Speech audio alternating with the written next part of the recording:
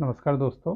अगर आप एनजीओ चला रहे हैं तो गवर्नमेंट ने और भी एक जो है नोटिफिकेशन आपके लिए ले आया है कि सोशल मीडिया और प्रकाशनों का खुलासा अनिवार्य है। अगर मान लीजिए आप इंडियन में एनजीओ चला रहे हैं और एफसीआरए का फंड मिल रहा है या नहीं भी मिल रहा है, 12A है, तो फिर सबके लिए गवर्नमेंट ने एक नया नियम ला दिया है कि विदेशी नियमों संशोधित नियमों के तहत अब विदेशी चंदा प्राप्त करने वाले एनजीओ एवं अन्य संस्थाओं को अपनी जो है अन्य संस्थाओं मतलब जिसको भी मिल रहा है, अब इसमें सब लपेटे जाएंगे, सब आ गए। अब विदेश से जिसको पैसा मिल रहा है वो भी, और नहीं मिल रहा है ये भी। यानी अगर मान लीजिए जिसको मिल रहा है उसके लिए तो ठीक है, वो अपना खर्चा अकाउंट मेंटेन करेगा, दिखा देगा, मगर जिसको नहीं मिल रहा है उसको तो थोड़ा जेब से खर्चा करना पड़ेगा, तभी जाके मामला बैठेगा। अब इसमें क्या है, आधिकारिक वेबसाइट, एनजीओ को अपना वेबसाइट बनाना पड़ेगा और वेबसाइट बना के जो जो वो काम कर रहा है उसको उस पर अपलोड करना पड़ेगा और अपलोड करके गवर्नमेंट के पास देना पड़ेगा कि हाँ ये हमारा वेबसाइट है।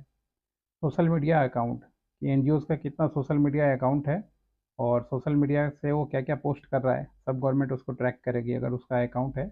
और पता चला बहुत से लोग क्या करते हैं कि एनजीओ कुछ और नाम से है और चुपके से 2-3 अकाउंट अलग नाम से बना लिया और इधर उधर का चीज़ पोस्ट कर रहे हैं, वायरल कर रहे हैं। तो ये सब पे कंट्रोल के लिए गवर्नमेंट जो है इस तरीके का ये नियम निकाली है। उसके अलावा पुस्तक और पत्रिकाओं, यानी अगर आप कोई न्यूज़ पेपर चलाते हो, बहुत सारे एनजीओ हैं जो न्यूज़पेपर चलाते हैं, और इसके अलावा कोई बुक आप लिख रहे हैं तो भी होता है। जैसे इस्कॉन हमेशा देखिएगा गीता का बुक जो है लिख के वो बेचते हैं वो लोग, इस्कॉन वाले। वैसे ही बहुत सारे लोग कुरान वगैरह भी बेचते हैं, बाइबल भी बेचते हैं। अब ये सब जो है बताना पड़ेगा कि आप लिखें कौन सा बुक है और उसका राइटर कौन है। और बेचने का दाम तो खैर अलग मुद्दा है, आप बेचें ना बेचें, मगर लिखे हैं तो आपको देना पड़ेगा। पत्रकार आप कौन सा चला रहे हैं और कौन सा न्यूज़ चला रहे हैं, तो न्यूज़ चैनल मान लीजिए पत्रकार हैं तो आपको देना पड़ेगा न्यूज़पेपर का कॉपी, बताना पड़ेगा उसका आरएनआई है या नहीं है। और उसके अनुसार उसमें गवर्नमेंट देखते रहेगी कि टाइम टू टाइम कि आप क्या उसमें लेख लिख रहे हैं, क्योंकि इसमें बहुत सारी चीज़ें होती हैं, अपने लोगों को संदेश देना, बताना चीज़ों को, तो गवर्नमेंट उसको भी ट्रैक करना चाहती है। इसके अलावा समाचार पत्रों में प्रकाशित लेख, अगर मान लीजिए आप कोई पेड या फ्री कोई भी लेख दे रहे हैं सरकार के खिलाफ या सरकार के अगेंस्ट में या अपने एनजीओ के बारे में या अपना मतामत के बारे में, कोई न्यूज़पेपर में, जैसे दैनिक जागरण में दिया, सनमार्ग में दिया, या दिल्ली में जो चलता है दैनिक भास्कर दिया, किसी में भी दिया, अगर लेख जमा आपकी तरफ से हो रहा है तो उसका विवरण आपको देना पड़ेगा। और ये सारी व्यवस्था गवर्नमेंट ने की है और धीरे धीरे करके गवर्नमेंट जो है चीज़ों को थोड़ा टाइट कर रही है, ताकि मान लीजिए इसका असर जो है दिखे। अब क्या होगा नहीं होगा वो तो बात का पता है, मगर एफसीआरए चलाना अब थोड़ा आपके लिए टफ हो जाएगा। अब देखिए धर्म का जोड़ी दिया, लिस्ट आपको दे दिया, उसके बाद ये सोशल अकाउंट्स का पूरा लिस्ट आपको देना पड़ेगा। उसके बाद मान लीजिए बैंक अकाउंट का जो खाता डिटेल्स है वो आपको देना पड़ेगा सारा कुछ। जो सीए है उसका लेटर देना पड़ेगा कि हाँ इसने यूटिलाइजेशन सर्टिफिकेट उसको बोलते हैं कि इसने सारा कुछ यूज़ किया है। ऐसी बहुत सारी चीज़ें ला दी गई हैं।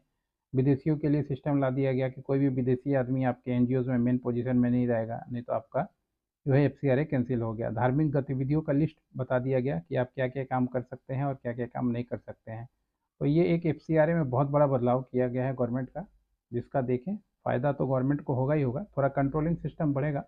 और कंट्रोलिंग सिस्टम जो है थोड़ा बढ़ना भी चाहिए, क्योंकि ऐसा नहीं कि आप किसी देश में हैं तो जो मर्जी आप वो कीजिए, जो मर्जी वो करेंगे तो नहीं चलेगा। वैसे सिस्टम नहीं चलता है और आजकल कुछ ज़्यादा ही हो गया है। आप देखिए बहुत सारे लोग नीला पीला हरा भगवा 50 तरह का पार्टी बना लिए हैं और काम का काम होता नहीं है, पढ़ाई लिखाई वाली कोई बात है नहीं, किसी को 2 रुपए कमाने के लिए कोई रास्ता दिखाना वैसा कुछ बात है नहीं, बस भीड़ लगा करते चलो। कोई पता चल रहा है कि बहुजन के नाम पे भीड़ लगा रहा है, कोई जनरल के नाम पे भीड़ लगा रहा है, कोई अपने स्टेट के नाम पे लगा रहा है, कोई अपनी जात के नाम पे लगा रहा है। बस इन सब चीज़ों में ही अभी भी भारत बटा हुआ है। और मेरे को तो देख के लगता है कि अभी भी ब्रिटिश काल वाला ही सिचुएशन है, तो उस समय भी ऐसे ही बटे थे और अभी भी सेम वैसे ही बटे हैं। देखें कब इस देश का किस्मत खुलता है। आज के लिए इतना ही। नमस्कार।